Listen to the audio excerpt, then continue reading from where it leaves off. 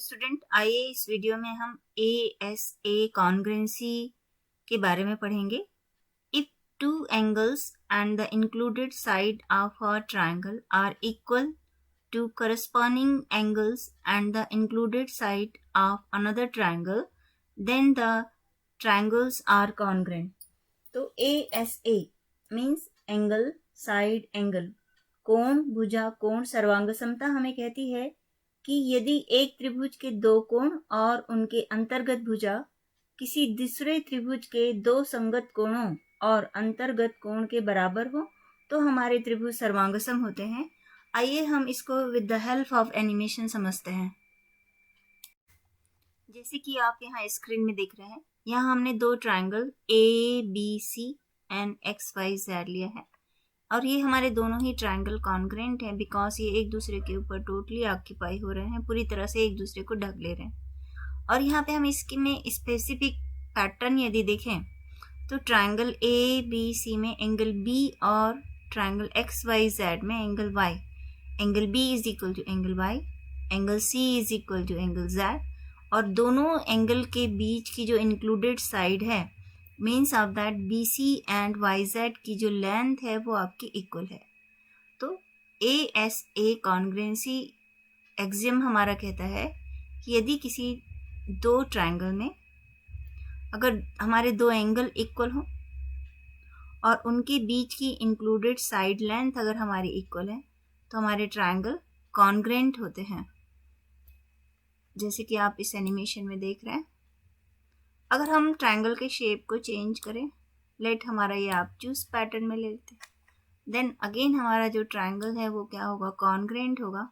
और दोनों ही ट्रायंगल में यदि हम देखें तो angle B is equal to angle Y, angle C is equal to angle Z, और उनके बीच की इंक्लूडेड लेंथ भी हमारी क्या है, इक्वल है। अगर हम इंक्लूडेड लेंथ को भी अगर हम चेंज करें तो दोनों ट्रायंगल के इक्वल लेंथ को लें तब भी हमारा ट्रायंगल जो होगा वो कॉन्ग्रुएंट होगा।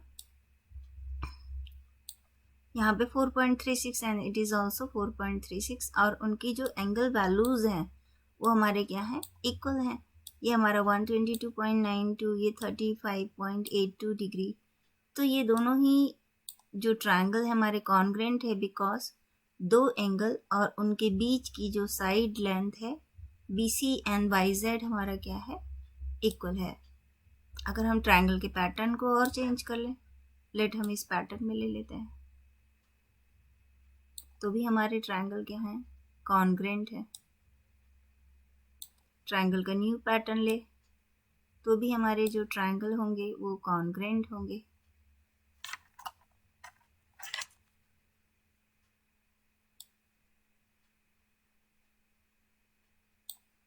उनकी साइड लेंथ चेंज कर दें, hence here the triangle ACB is congruent to XZY। ASA congruency में हमें ये भी ध्यान रखना है कि यदि हम किसी ट्रायंगल की कॉपी करना चाहते हैं तो अगर हमें दो एंगल और उनके बीच की साइड लेंथ गिवन है तो हम ट्रायंगल को कॉपी कर सकते हैं। साथ ही हमें एक दूसरा चीज़ और ध्यान रखना है कि यदि हमें किसी ट्रायंगल के दो एंगल गिवन है और वन साइड इक्वल गिवन है, दो एंगल इक्वल हो और वन साइड इक्वल हो, तो थर्ड एंगल हमारे ऑटोमेटिक एंगल जो होते हैं वो इक्वल होते हैं। उसको हम with the help of this example से समझ सकते हैं। जैसे हमें ये क्वेश्चन नंबर एग्जांपल नंबर 7 में गिवन है, इन द फिगर नंबर 7.26 में ASA कॉन्ग्रुएंसी रूल फॉलो कर रहा है एंड AOC जो ट्रायंगल है वो BOD ट्रायंगल के कॉन्ग्रुएंट है कि नहीं हमको कंक्लूड करना है, यानी हमें बताना है कि क्या ये ट्रायंगल कॉन्ग्रुएंट हो सकते हैं। तो सबसे फर्स्ट यदि हम इन दो फिगर में देखें तो angle AOC and angle BOD आपके वर्टिकल अपोजिट एंगल है।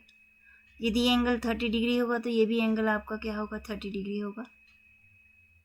नेक्स्ट, आप angle sum property of triangle जानते हैं कि किसी भी ट्रायंगल के ऑल एंगल का सम 180 डिग्री होता है। तो यदि हम इस एंगल की वैल्यू को फाइंड आउट करना चाहें तो x plus 30 plus 70 is equal to 180। So the x plus 70 plus 30 is our 100 degree is equal to 180. Hence the value of x is equal to 180 minus of 100, it is equal to 80 degree. So ये value of x हमारी आ जाएगी 80 degree. Similarly in this triangle, this angle is also 80 degree because ये 70 degree and 30 degree है. तो x की value हमारे पास आ गई 80 degree.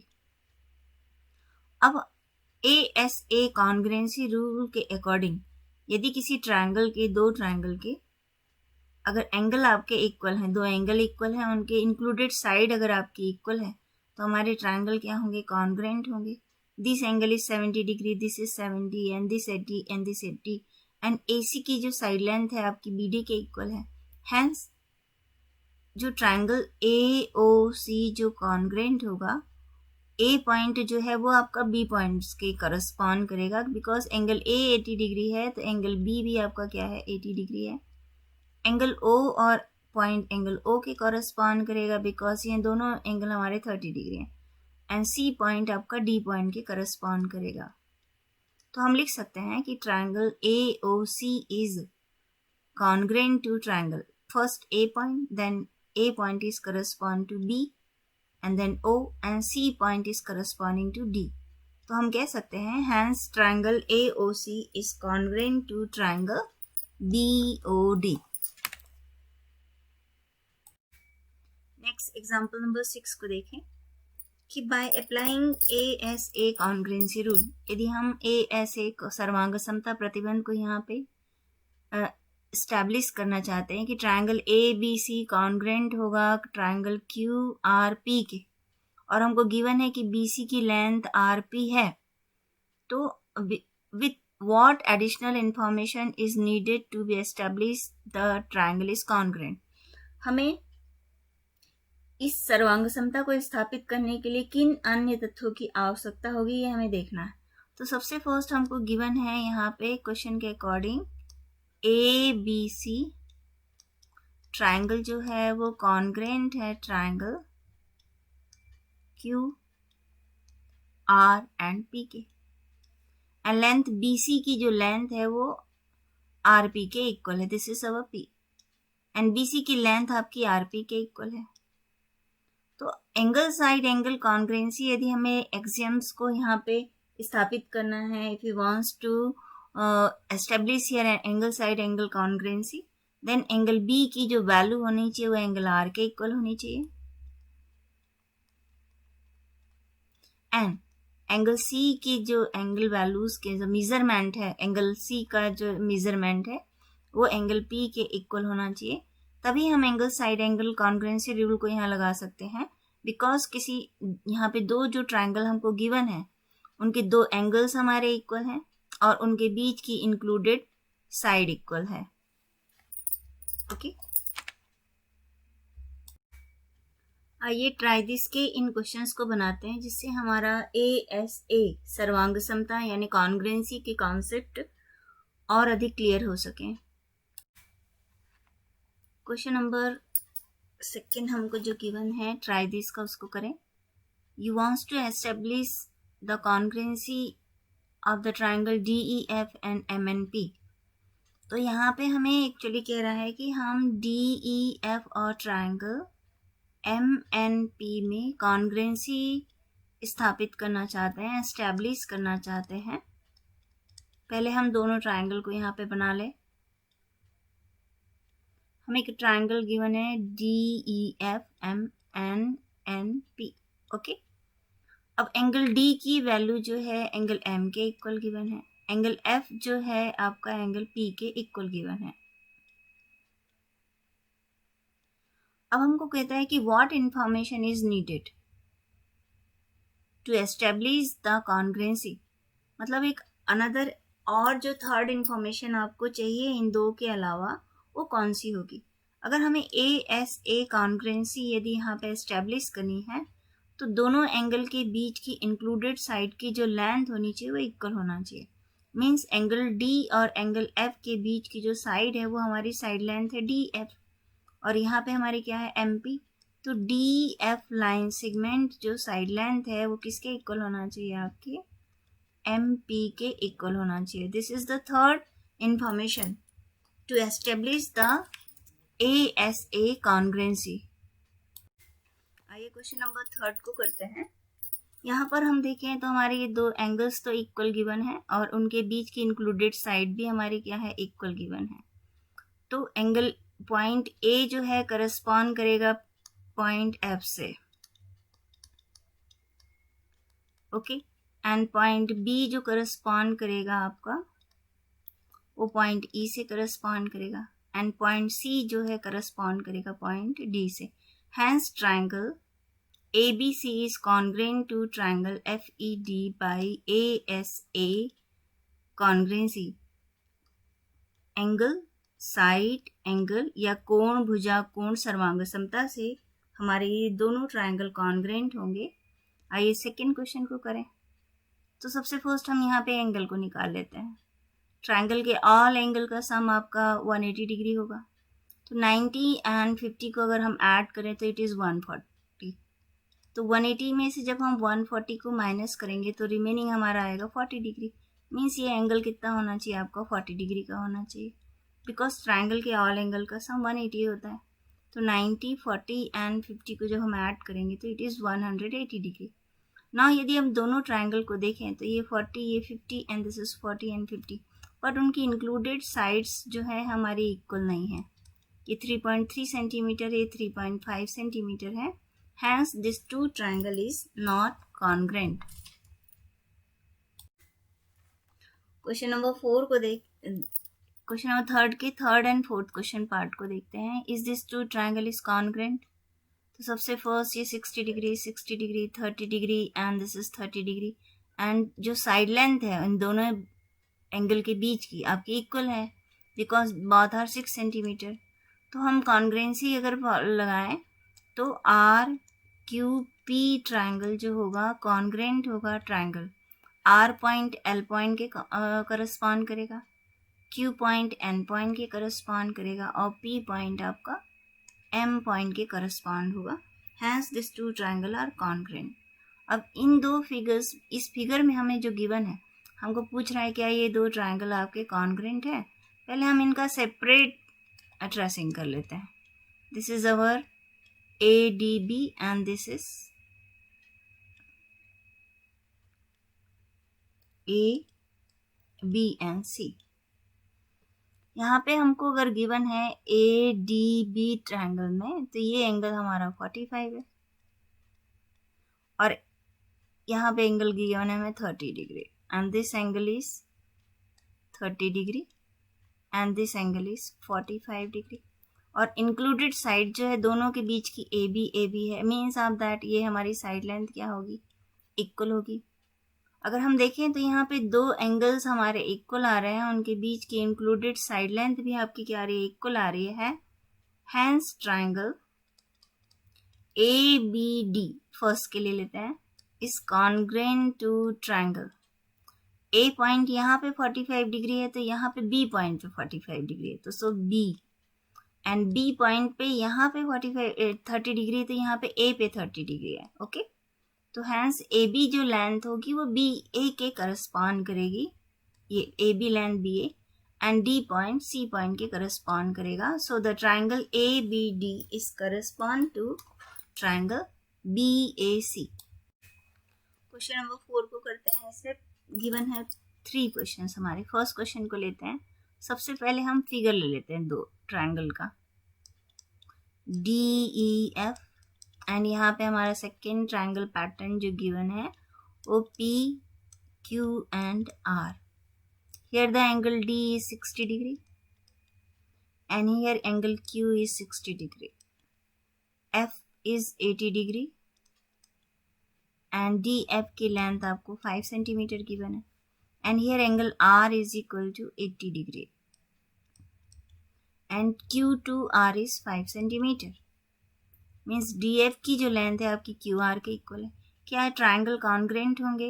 तो yes triangle is congruent because हमारे दो इंक्लूडेड एंगल्स ये जो साइड एंगल गिवन है वो इक्वल है और उनके बीच की इंक्लूडेड साइड लेंथ भी हमारे को क्या गिवन है, इक्वल गिवन है 5 centimetre and 5 centimetre. Hence triangle DEF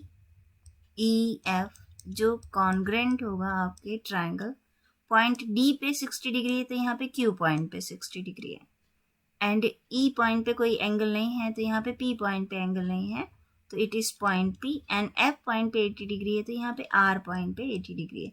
hence triangle DEF is congruent to triangle QPR। अब इसके सेकेंड पार्ट को लेते हैं। इसमें भी सबसे फर्स्ट अपन फर्स्ट फिगर को ड्रॉ कर लेते हैं। सबसे फर्स्ट अपन यहाँ पे ट्राइंगल DEF को ड्रॉ करें। Angle D is 60 degree, angle F is 80 degree, and DF is 6 centimeter, and triangle PQR में हमको गिवन है एंगल Q 60 डिग्री, तो यहाँ पे अपन Q बना लेते हैं for 60 degree, and angle R is equal to 80 degree, so let here R 80 degree, and QP is 6 centimeter, this is 6 centimeter. तो here two angles are equal, but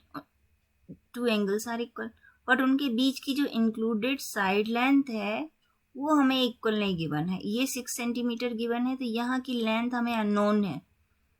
okay, तो hence this two triangle are not congruent. Next question number 3 portion को करें। इन this triangle, here angle E is 80 degree, angle F is equal to 30 degree, and EF is equal to 5 centimeter. Next PQR triangle को draw करते हैं। यहाँ पे angle P is equal to 80 degree, here PQ is equal to 5 and angle R is equal to 30 degree. This is R is equal to 30 degree and PQ is equal to 5 centimeter. It is PQ is equal to 5 centimeter. तो यहाँ पे EF की length आपकी 5 centimetre है, तो PR की length यदि 5 centimetre given होती तो हमारे ट्रायंगल क्या हो जाते, कॉन्ग्रेंट हो जाते। ओके, क्योंकि दो एंगल और उनके बीच की इंक्लूडेड साइड लेंथ हमें यहाँ पे इक्वल नहीं गिवन है, इसलिए हमारे यहाँ ट्रायंगल जो है वो कॉन्ग्रेंट नहीं है। Next question number 5 and last question करते हैं, जिससे हमारा कॉन्ग्रेंसी के कॉन्सेप्ट को क्लियर कर सकते हैं हम। सबसे फर्स्ट यहाँ पे गिवन है कि ray A Z is bisect the angle DAB। जो हमारी किरण है ए जेट वो एंगल DAB को समद्विभाजित कर रही है, तो ये जो किरण जा रही है ए जेट जा रही है, ये हमारा एंगल DAB है। एंगल को बाइसेक्ट करा मीन्स दो भागों में विभाजित करे, तो ये एंगल इस एंगल के इक्वल होगा और ये एंगल इस एंगल के इक्वल होगा। अब हमें यहाँ बताना है कि क्या ASA कॉन्ग्रेंसी लग रही है कि नहीं लग रही है। तो सबसे फर्स्ट यदि हम ये दो ट्रायंगल को ले लें यहाँ पे, तो हमारा फर्स्ट ट्रायंगल हो गया ADC। हमसे पूछ रहा है क्या BAC ट्रायंगल DAC ट्रायंगल के कॉन्ग्रेंट है कि नहीं। सबसे फर्स्ट हमको रीज़न गिवन है, रीज़न देना है। तो सबसे फर्स्ट हम यहाँ पे दोनों ट्रायंगल को सेपरेट ले लेते हैं। This is our B and this is our A and this is C। तो angle A is equal to angle A, ये एंगल हमारा ये एंगल के इक्वल होगा, क्योंकि ये जो रे जा रही है, किरण जा रही है, इस एंगल को दो भागों में बांटा है। इधर डिवाइड होगा तो यहाँ भी एंगल हमारा डिवाइड हो जाएगा, इसलिए ये दोनों एंगल हमारे क्या हो जाएंगे, इक्वल हो जाएंगे। और AC पार्ट जो है दोनों के पास कॉमन है, AC लेंथ इसी ट्रायंगल की है, तो इस ये भी जो AC है इस ट्रायंगल में भी इंक्लूड है। तो ये हमारे दो ट्रायंगल कॉन्ग्रेंट होंगे बिकॉज दो एंगल और उनके बीच की इंक्लूडेड साइड लेंथ हमारी क्या आ रही है, इक्वल आ रही है। तो हमसे पूछ रहा है क्या ट्रायंगल BAC, तो सबसे फर्स्ट अपन BAC को लिख लें यहाँ पे। इस कॉन्ग्रेंट टू B पॉइंट आपका D पॉइंट से आएगा। जब हम इस ट्रायंगल को रोटेट करके यहाँ पे रखेंगे तो B पॉइंट आपका D पॉइंट के आएगा, तो triangle D, B is related to D, and A point के ऊपर आएगा आपका, C पॉइंट के ऊपर आएगा, तो DAC। तो yes, triangle BAC is congruent to triangle DAC। Next हमसे पूछ रहा है क्या AB लेंथ AD के इक्वल होगी, AB लेंथ AD के इक्वल होगी। AB लेंथ AD के इक्वल क्यों होगी, जब हम, क्योंकि हमने ट्रायंगल को कॉन्ग्रेंट प्रूव कर दिया। और ट्रायंगल यदि कॉन्ग्रेंट है तो उनके करस्पॉन्डिंग पार्ट्स इक्वल होंगे। तो जो साइड लेंथ AD जो आपकी आएगी, यहाँ पे AD जो है आपके AB के करस्पॉन्ड करेगी, AB AD के करस्पॉन्ड कर रही है, हैंस AB जो लेंथ होगी वो AD के ऊपर आएगी। जब हम इस ट्रायंगल को इसके ऊपर रोटेट करके रखें तो AB साइड AD के इक्वल आएगी। और यहाँ भी देखें तो A to D and A to B, hence AD is equal to AD। Next question number 4 करें, इस CD is equal to CB। तो जब हम इस ट्रायंगल को इसके ऊपर रखेंगे तो CB लेंथ आपकी CD के ऊपर आएगी। अब करस्पॉन्डिंग पार्ट्स को भी अगर देखें तो CD, C to D and C to B, hence CD side length जो आपकी आएगी CB के इक्वल आएगी, because it is corresponding parts of congruent triangle. क्योंकि यह हमारे ट्रायंगल के संगत भुजाओं हैं, इसलिए हमारे ये जो लेंथ होगी, साइड लेंथ होगी, भुजाओं की लंबाई होगी, वो बराबर होगी। तो इस प्रकार हमने ASA कॉन्ग्रेंसी से रिलेटेड क्वेश्चन को किए। ओके।